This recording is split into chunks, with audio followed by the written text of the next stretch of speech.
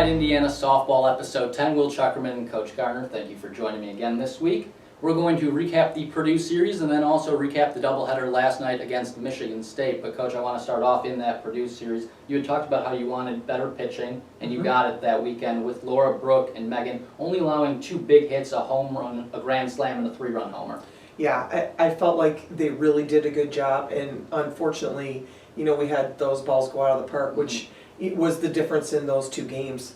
We battled. It was just a little too big of a hole to dig out of, but I thought we hit better. I thought we played better. Defensively we were better. So we had a lot of things that could have gone our way, and then on Sunday we made things happen. And you mentioned the defense. You turned 5 double plays, which was huge for the pitchers as well, getting out of a couple jams they were in. Can you talk about the defense in general, and Shelby at third base turning 2 of her own double plays? Well, Shelby turned 2 double plays herself. Having 5 double plays on a weekend is pretty amazing.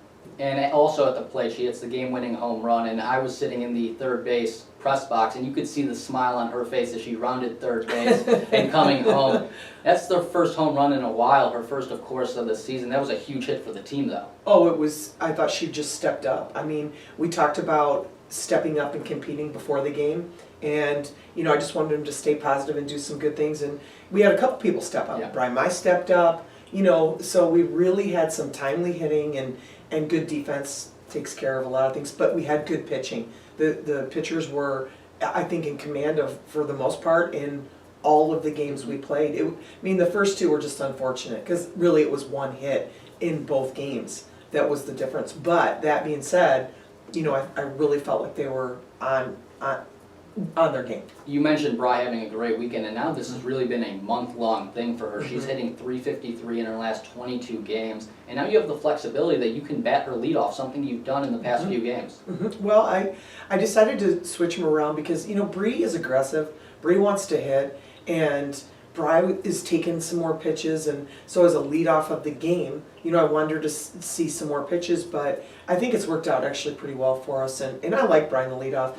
She was my leadoff hitter last year when Bree went down, so we had to change things up a little. Exactly. That on-base percentage has been there all season. Now that batting average continuing to creep up, and that's something that you like to see in that leadoff spot. Absolutely. And now going to Michigan State yesterday, you dropped the first game, and the bats, it took a little bit for them to get going. They ended up waking up in the second game. What happened in the first game that didn't allow you guys to make the comeback? Well, we were in a position to come back. We had bases loaded. We had scored.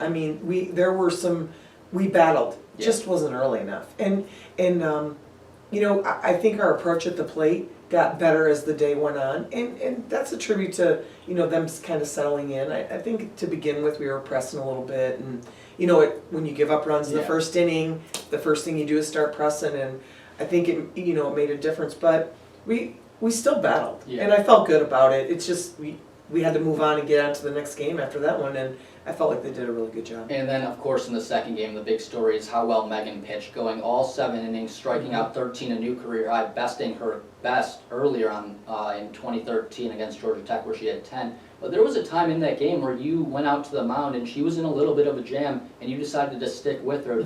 You have a lot of confidence in your senior pitcher. I do, and well, I would say, and she would probably say, she hasn't had the year that she wanted to have. She's been coming on as of late. She's thrown some really good innings for me, and I think for all the pitchers, it's a matter of they want to win, and it doesn't matter how we do it. I'll use all 3 of them. You've seen it. I've done it in a game to win a game, to do whatever we need to do. And last night, Megan just was really on. And, I went out there when she wasn't a jam, and I was like, this is your game. Yeah. So let's go. And she turned it back up. And, 13 strikeouts is huge. So I thought she threw extremely well last night. Yeah, she had those 13 strikeouts, but like you mentioned, there was that jam that she had to get out of a couple times over the course of the game, and she was able to do so. So she had to work. And to get those 13 strikeouts is really just an added bonus to how well she pitched. Absolutely. And we were, relatively clean defensively, which is the whole, I think in the first game, deep errors hurt us. Yeah. Because, she gave up 3 earned runs. So that tells me that, there were some things in there that you give up 5. So I just really feel like, we did some good things. And each week I think that we're picking up a part of the game. Yeah. And that's where, what I want to see right now. I want us to come out this weekend and just compete against Penn State. Yeah, it really seems like the bats in that second game woke up. Jenna hits another home run, and Kelsey crushes a home run. I've rarely seen something hit further than that. And Cassie also has a really good doubleheader. Her average is up over 300. She went 4 for 6 yesterday. So now that hitting is starting to come. That pitching now, like you mentioned, Megan pitching well, Brooke and Laura, everything's starting to come together a little bit. Well, and it's the right time to do it. I Yeah. mean, of course, we all would have loved to seen it a month ago, but right now we have to continue to battle and get better every week. And we have some young players that need to learn how to face adversity and work through it. And I really feel like we've got some good leadership right now, and we're seeing some turns in some of the mistakes we were making earlier. And we're just going to continue to battle. We've mentioned everything coming together as of late. Is there something in particular that you want to see against Penn State, or is it just get out there and play some good softball for 7 innings? I want to play good softball. I want to come out and score early and often. I mean, I'd like us to come out on top at to start the game, shut down the first inning and then score, because it's so much easier as a pitcher to throw when you have some runs.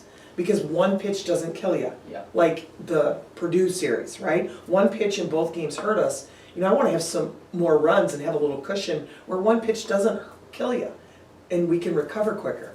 Coach, good luck against Penn State. Thank you for joining me. That was another episode of This Week Inside Indiana Softball. Stay tuned for another next week.